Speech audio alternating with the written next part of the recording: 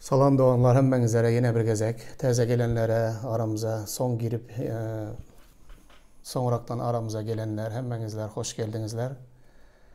Men bugün sizler bilen bir ayratin tema var da gurrun etmek isteyen doğanlar. Bu tema bütün hepte, bir neçe heptelen beri benim yüreğimde, fikirlerimde oyanıp duran, beni oylantırıp yören bir fikirlerin biri. Hudayın mukaddes ruhu benim yüreğime koydu bu sözleri bugün sizler bilen paylaşmaya. Bilerekten bunu dinleyin gelinler. Men bugün Hudaya hormat etmek var da gurrun etmek istemen. Rusçada şu söz var eken doğanlar. Pachitat diyen söz var. Sonra uvajat diyen söz var. Bunlar ikisini de tercüme eden vaktinde Türkmen dilinde hormat etmek deyip tercüme edildi. Ama bu ikisi bir söz değil. Hormat etmek Rusça uvajat deyip aydıladır. Uvajat etmek bir adama.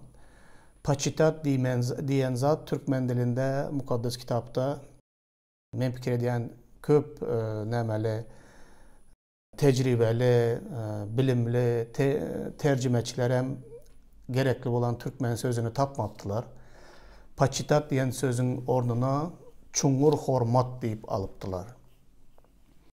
Eğer nemege Slavara zada seyretseniz pachitat diyen söz yamanam Почтенияда, yamanam köp neme beredi, manu bereyken Rus dilinde почтение demek nemedir bir zada почтение görkezyen, ya kimdir birine почтение görkezyen. Bu deydige sen ol почтение görkezyen obyektine ya da kimdir birine ulu hormat koyan, yankı почитать eden adamına ondan korkun var, güçlü hormatın var. Onun gepine kulak asmalı, hatta ona secde etmeli diyen manıları beriyor yankı. Paçitanya diyen söz. Oluyor öykey bir sıradan bir hormat etmek değil. Şunun için Türkmen dilinde paçitanya diyen sözü ulu çungur hormat deyip, paçitanya diyen sözü ulu hormat deyip durlar. Şimdi hazırki gepleşimizin devamında men Почтение diyen söz vardı, почтение vardı. Gurrun etmek isteyen onu ulu hormat deyip alacak. Her gezek почтение vardı gurrun olanda. Size has düşünüklük olsun deyip ayttım bu zatları. Почтение mukaddes kitapta köp gavat gelen bir zat, duş gelen bir zat. Men onun 5 tane burçları vardı, oylandım, köp okadım. Her biri vardı. Gelecek hepte de durup geçecek ve her biri var arada ayratın çungur giyişleyin gürrün edecek. Bu 5 tane burç deyip hesaplasak, yani почтение. Onların en esası Hudaya olan почтениямız bilen beyleki dördüsü bağlı. En esasısı Hudaya olan çungur hormatımız, ondan son ene atağa olan hormatımız, ruhu yolbaşçılara olan hormatımız, hakimiyetlere olan hormatımız, ayalın erine olan hormatı, hemmesi olar biri bilen, hemmesi olar birlikte Hudaya olan çungur hormat bilen bağlanadı. Eğer Hudaya olan çungur hormat bolmasa onda onların kalan dördüsü olar hareketsiz yağdaya geledi doğanlar. Şunun için bugünkü yığınağımızda men Hudaya olan çungur hormat varada gurrun etmek isteyen. Çungur hormat edilen vaktinde nehili olya, çungur hormat edilmedik vaktinde nehili olya. Hudaya çungur hormat etmeyin özü neme.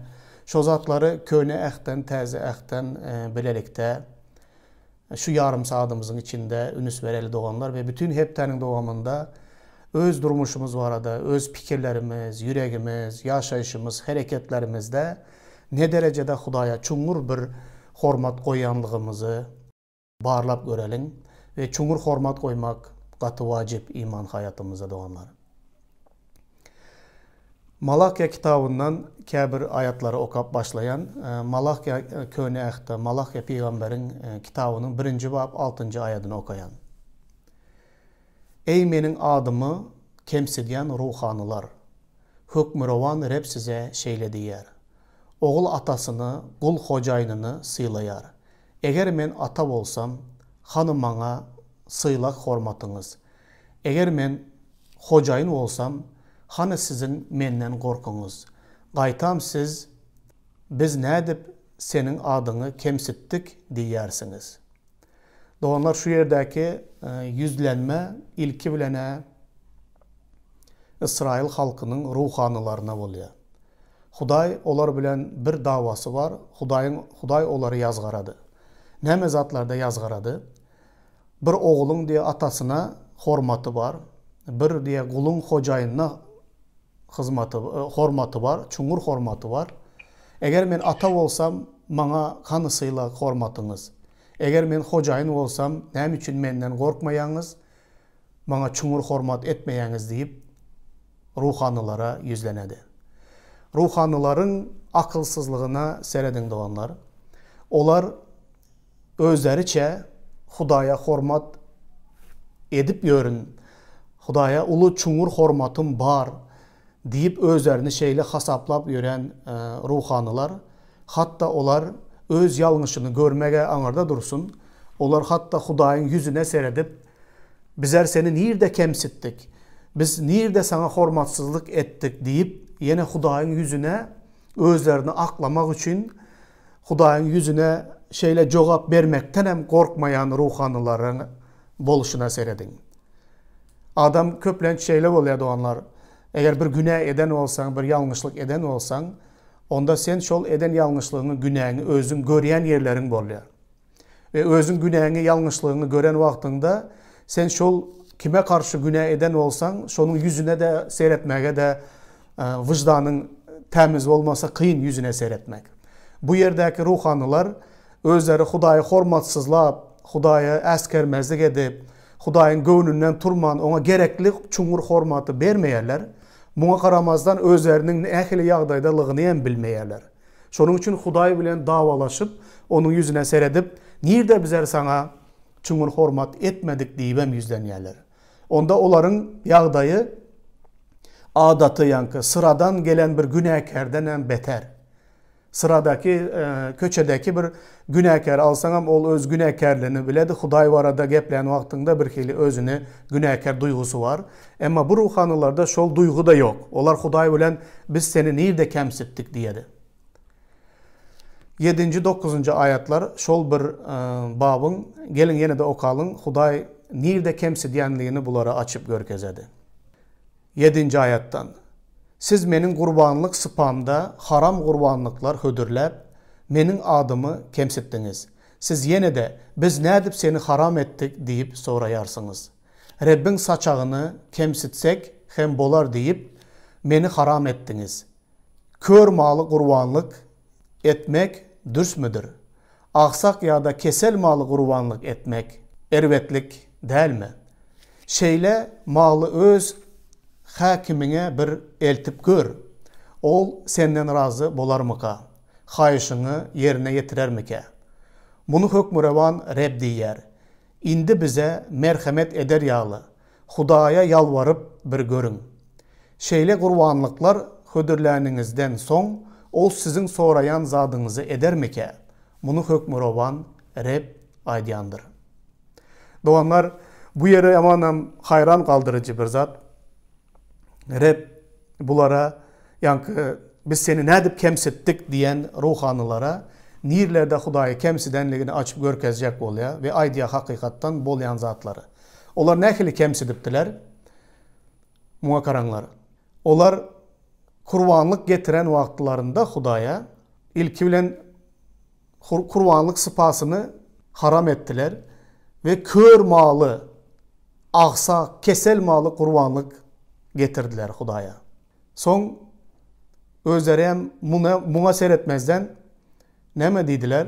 Rabbin saçağını kemsitsek hem bolar dediler özlerine. Başka çaydan vaktinde şundaydı. Huday'a kurbanlık getirmek için kör, aksak bir hayvanı kurbanlık getirdiler Huday'a. Sürdün içinden saylav alıp kesel mi? Ya içi gidip duran biri mi? Ya ayağı dövük biri mi? Ya mürreyip duran bir kör, şonu diye ey Hudaya şulan boladı deyip getirilmege anladadı. Bu yerde hem şonu ayda oturan aydadı. Malların içinden in bolmayanını saylap benim kurbanlık sıfamın üstüne getirip koyasılar. Son özlerinize Rabbin saçağını kemsitse hem boladı deydi. Eğer bizlerce Türkmen bolan bolsa ey Hudaya şulan boladı bar alıp git diymege anladadı onlar. Şeyle edip diye sizler benim kurbanlık sıfamı haram ettinizler. Sizler beni eskermezlik ettinizler. Bana bolmalı çungur hormatı görkezmedinizler. Boladı Rebbeş ol deydinizler. Rebbeş ol bilen kanakatlansın. Rebbe neme olan denime bar deydiler. Getirdiler şeydi. Son bunu Reb neme deydi. Sizler bir özünüzler fikirlerini görünler adamlara. Şol dövrlerde işin bitecek olsa, yer gerek olsa, su gerek olsa, yine neme gerek olsa bir hakimin önüne baran vaktinde para vermeklik bizerçe, viziyatka vermeklik şol dövrde en bar eken. Bir hakimin önünde işini bitirmek için barsan diye, onayam diye, soğugat deyip diye işini bitirecek. Ona kör, ağsak ya bir arık, yankıyalı bir karnı ağrap duran sürüden bir koyunu getirip ne daşkı görünüşü var, ne vidi var. Şonda bir zadı getirip şol hakime berinler dedi işinizleri bitirmek için. Son bir seyredip görünler şol hakim sizin işinizi bitiremediydi de. Eğer bir hakim sizin işinizi şol kör mal bilen bitirmese, qaytam kör mal getirip bersengizler, yani hakimin kaharını getiresizler. İşin bitecek bolup duran bolsa bitirmedi. Şu kör malını getirdin mi deyip. Son şol kör malı getirsen hem sana kaharına bitiyen işini hem bitirmedi şol hakim. Nem için sebebi sen onu şol kör malı getirmek bilen sen onu hormatsız ettin. Sen onun göğününe değdin. Eğer bir hakiminizler diye kör mal bilen diye işinizleri bitirmeyen olsa, onda Hudaya diye seredin izinden menzetmeye karan. Dengeçtirip misal getiredi. Hükmü revan Rebbe dedi. İndi merhamet eder yalı Hudaya yalvarıp bir görünler dedi. Şeyle kurbanlık getirenden son. Son bir görünler şol Huday sizlerin işinizi bitirer mi? Soranız adınızı verer mi dedi. Köp yerlerde doğanlar şu durmuşumuzda şu yerine yetedi.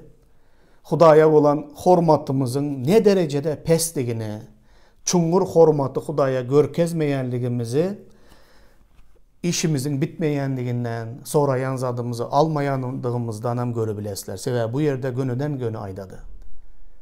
Hatta yankıyalı, kör, aksa, kesel malları kurbanlık getirmek gülen sizler Hudayın göğününe değesizler. Ve bitiyen işinizler hem bitmedi. Yalvarıp neçe dile getsengizler hem Hudaydan cevap gelmedi. Devam ettiren doğanlar, bu Hudaya olan hormatsızlığın keskitleyen bir zat. Bu yerde Malakya peygamber Hudaya hormatsızlığı dine maddi zatları da nehili hormatsızlık görkezeyler Hudaya.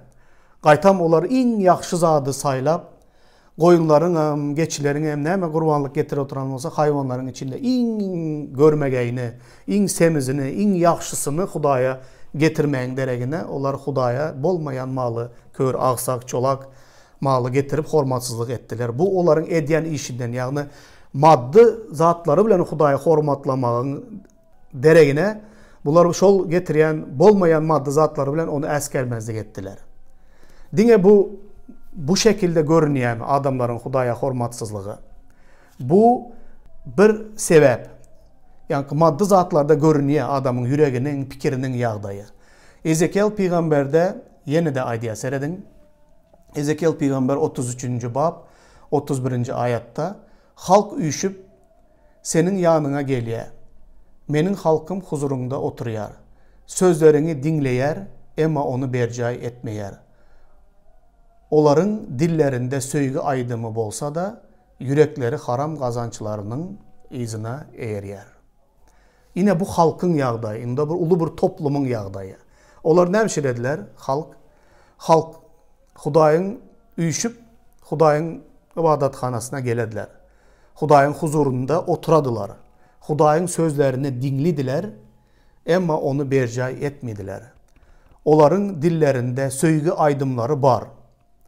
Bolsayam dedi, yürekleri haram kazançlarının izine eğer. Doğanlar bu yerde maddi zat yok seredin. Ezekiel peygamber halka yüzlenen vaktinde yankı kör mal, aksak mal var da görünge de yok. Bu yerde başka bir zat. Bu yerde Hudaya hormatsızlık nerede görünüyor? Bu yerde Hudaya hormatsızlık Hudayın huzuruna geliyorlar. Başka çaydan vaktimiz şol dövrde ibadatxanaga Hudayın sözünü, kanunu eşitmege gelettiler, sinagogalara gelettiler. Hazırki dövrde bolsa näme? Hudayın yığınağına gelediler. Hudayı üyüşüp Hudayı dinlemek istegen şekilde gelen adamlar var. Hudayın huzuruna gelip oturadılar, sözlerini dinlediler. Ama dinleyen sözlerinin hiçbirini bercay etmediler. Onların dillerinde hatta söygü aydımları bolsayam diye yürekleri haram kazançların izine eriye. Doğanlar bu yağday bizlerin hem hazırki dövürdeki yağdayımızı, köne əqdəki bu aydılayan zatların hemmesi bizim aramızda da var olan zatları. Təzə əqdə hiç zat ütkemedi, has da beterleşti adamların yağdayı. Hudaya hormatsızlık gün günden ösüp var ya. Çungur Hudaya hormat etmeklik adamlarda yitip var ya doğanlar şol dövrde yaşayaz. Ne maddi zatları bilen Hudayı hormatlayarlar, çungur hormatlayarlar. Ne de Hudayın sözünü dinlep onu bercay etmek bilen, ona kulak asmak bilen Hudayı hormatlayarlar. Bunu sonku günlerde neme bolcağını Resul Paulus Timoteus'a yazandayam şeyle diye. Özleri Hudayı honsırasalar da diye, Hudayın gücünü inkar eden adamlar aranızda köpeler. O demek neme demek? Dindar görünüşü var. Dindar görünüş neme? Hudayın huzuruna adamlar toplanıyorlar. Dindar egin eşiklerini giyip, inanadıran maskasını ya inanadıran donunu giyip yığınağa gelediler. Hudayın sözünü dinlediler. Şu dinleyen yerinde kaladılar ama bercay etmediler. Aydım ama aydadılar, doğa edediler, tans edediler Hudaya secde eden hükmünde ama yürekler onyalı değil. Doğanlar bu yerde Hudayın ne derecede çungur adamın yüreğinin törüne seyrediyenliği beni hayran kaldırıyor. Ne derecede adamlar çungur Hudaya hormat koyuyor mu, koymaya mı? Bunu Huday görüyor.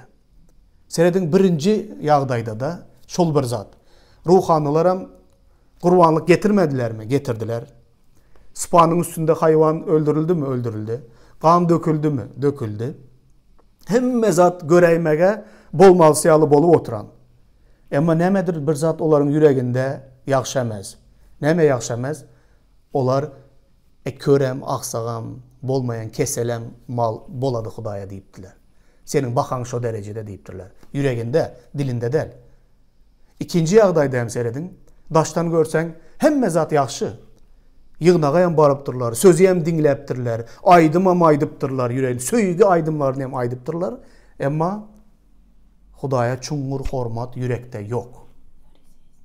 Bu yalan dindarlık, bu fariseyistva. Bu bizlerin dövrümüzde hem var olan zat doğanlar. Eğer bizde de şeyle ikiyüzlülük var olsa bizler hem şol kategoriya giriyiz. Şol adamların yağdayı bizde de oluyor. Doğanlar has ösüye bu zat. Luka'nın hoş havarında təzə əqdə geçeli.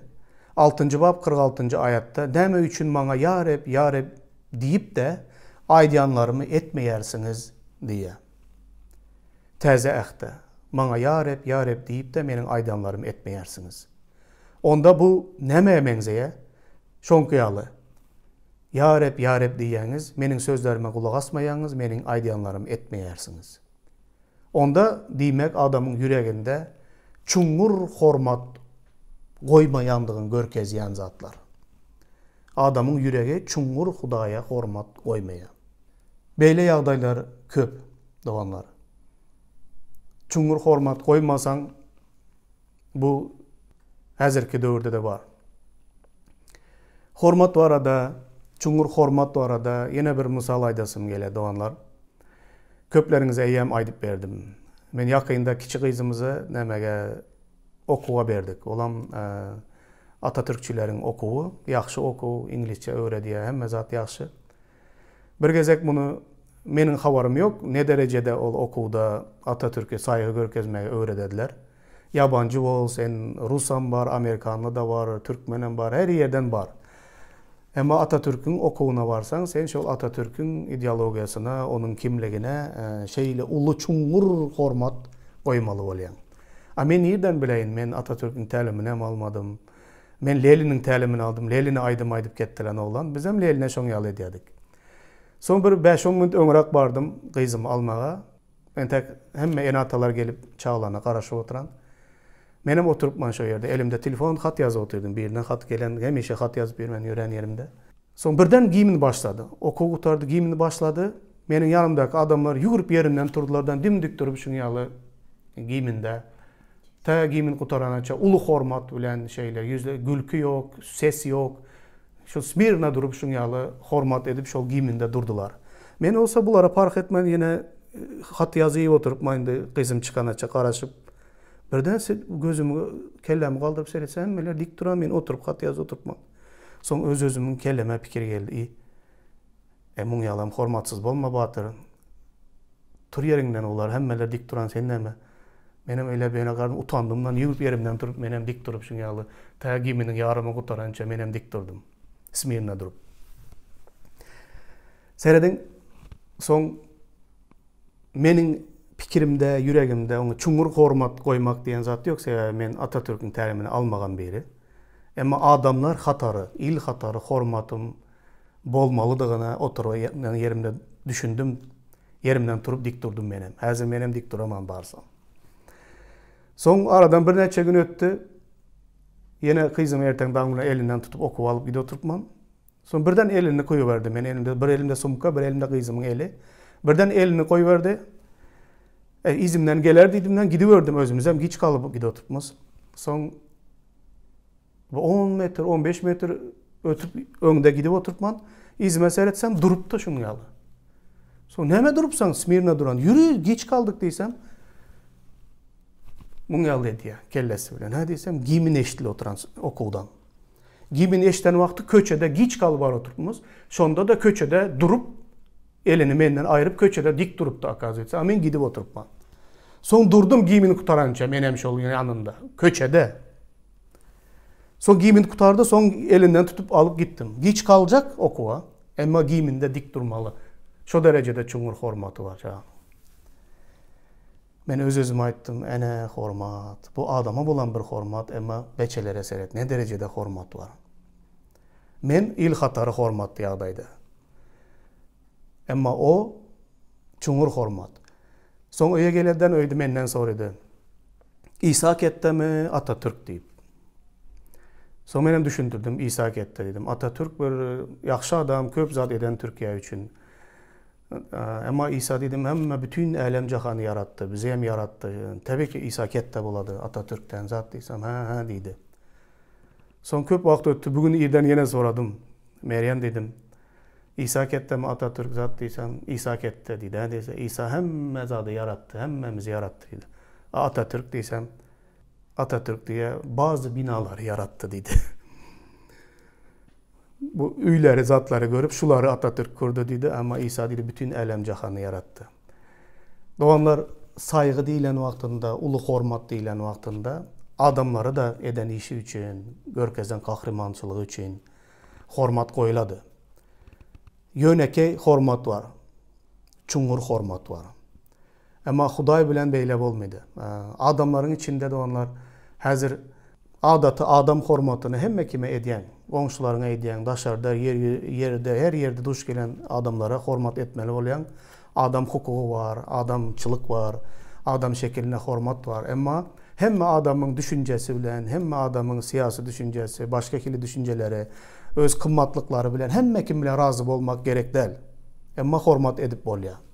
Emma Hudaýa bolan hormatda bir hili, Hudaýym, men sana hormat edemen belli bir ýagdaýa kadar, razı bolmadyk yerlerime, sen bilen razılaşmadyk yerlerime, ya näme etmedik yerlerime, men öz pikirimde kaljak, belli bir zatlaryňa hormat etjek diýip bolmady. Hudaý bizden çuңur hormata, Hudaý bizden secde etmege, Hudaý bizden kulak asmaga, Hudaý bizim durmuşumuzdaky iň çuңur, iň gymmatly zatlarımız bilen onu hormatlamagymyzy ve onun sözüne doluluguna boyun bolmagymyzy islidi. Hudaýa bolan hormat, adamlara bolan hormat Gatı beyiktir doğanlar. Matta'nın hoş havarında yine devam ettiremen. 15. bab 7-9. ayatlar. Ey ikiyüzlüler! İşaya peygamber siz hakta caydar peygamberlik ediptir. Onda şeyle yazılan.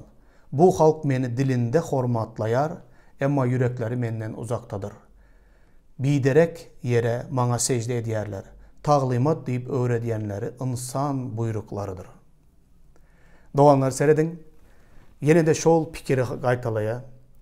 Təze əhddə de, İsa'nın dövründe de bu zat yine qaytalanıyor.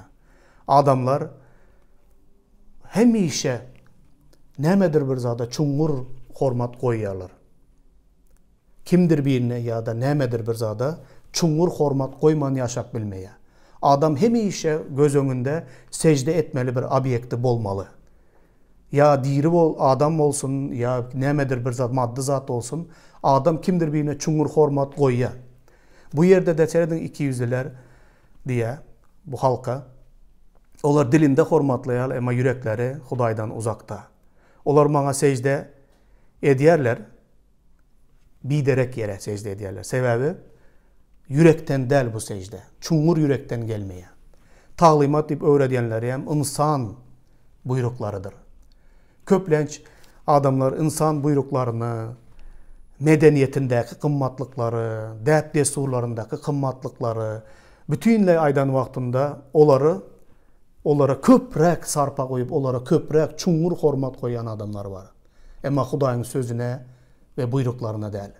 Hudayın sözüne, buyrukları, yankı çungur hormat ediyen medeniyet, adam insan buyruklarına, ya dert desuruna karşı gelen olsa, onda Hudayınkini yerine getirmen, şonu saylayan adamlar var. Şeydiven biz Hudaya hormatsızlık edemiz devamlar. Hudaya iman ediyen adamlar, onların göz önünde hiçbir medeniyet, kültür ya senin milletin ya gelip çıkışın, senin sosyal derecen ya hiçbir zadın, dert desurun, hiçbir zadın Hudaydan artık hormat koyulayan değildir. Koymalı değildir. Eğer Hudaydan artık hormat koyan olsan o zatlara, onda bir gün gelir, senin Hudayın sözünü ret edip, şol hormat koyan zatlarını eşidip, şoları yerine getirip, şolar bilen yaşaysan. Yohanna'da 5:23, Yohanna'nın hoş havarında, Yahudular ona, sana cın uran Samaryalı deyip biz doğru aydıptırız, deydiler. İsa onlara cevap verip, meni cın uran ok, men atamı hormatlayarın. Emma siz meni hormatlamayarsınız. Men özüme şöhrat aktarmayarın. Meni şöhratlandıryan biri var. Kazılık ediyen de oldur diye. Seyredin, doğanlar şu yerde İsa'ya nekili karşılık görkezdiler. Seni cin uran deydiler.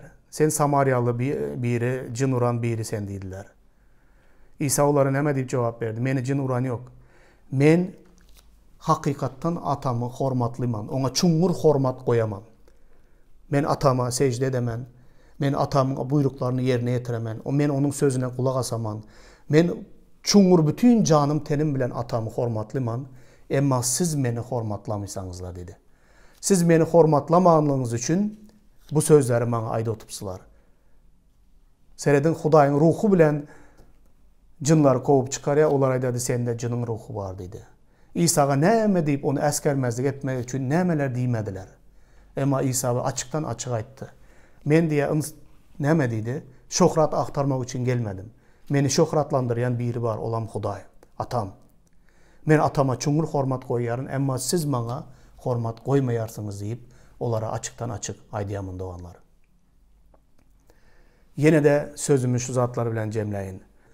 Ama Yohanna'nın hoş havarı 5:23'te şeylelikte İsa, şeylelikte ata hormat koyanlar oğla da hormat koymalıdırlar.